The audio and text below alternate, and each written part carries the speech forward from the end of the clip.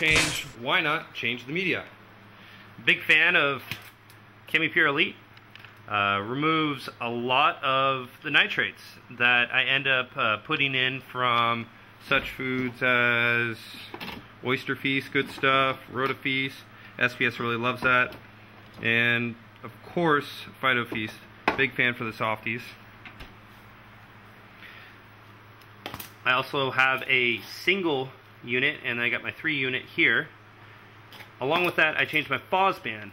Now, when I'm feeding such invertebrates like my carpet anemone, I end up feeding quite a bit of krill and other sorts of frozen foods. And when you're, really breaking down those frozen foods, those end up leaching a lot of nitrates into your system.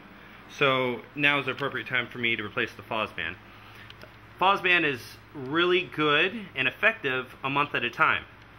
If you change out your Fosban every 3 months, that could be problematic because the Fosban could possibly be re-leaching phosphates back into your system.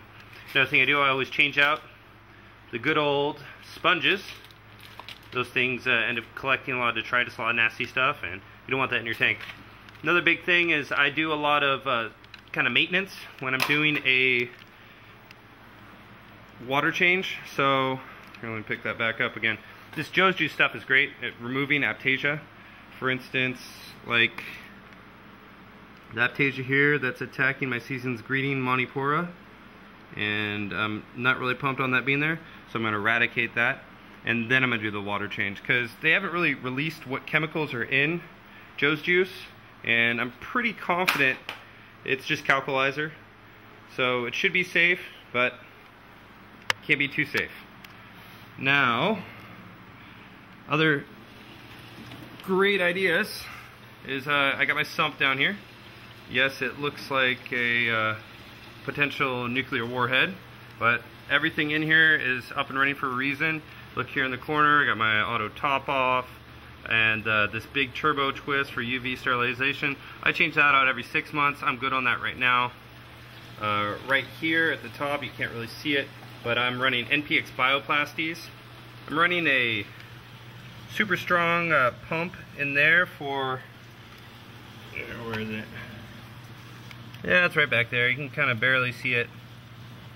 And that's running through that actual reactor, making a tumbling effect back on this one for the NPX Bioplasties.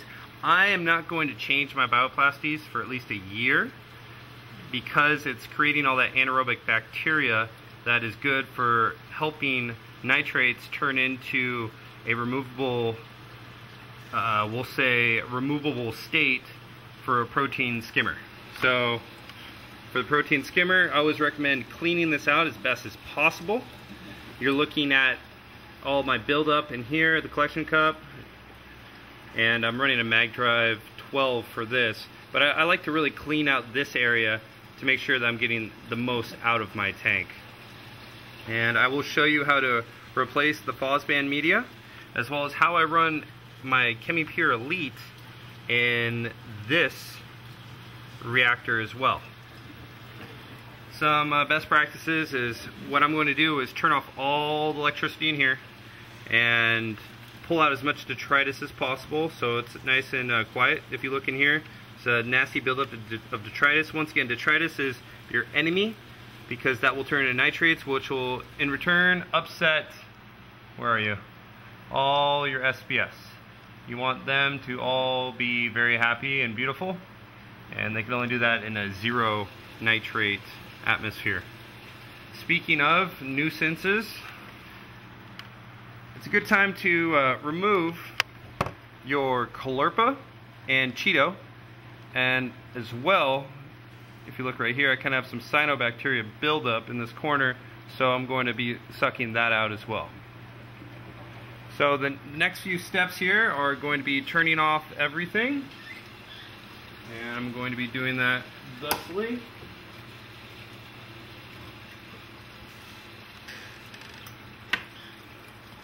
Okay, and now for the return pump.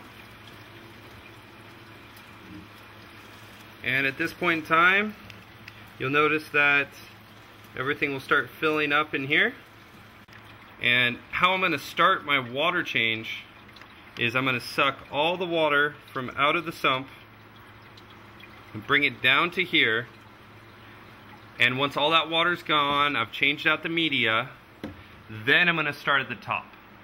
But before starting at the top, I want to make sure everything's ready and good to go down here, so you're not wasting time up here where your corals are going to be drying out and affected by the sun.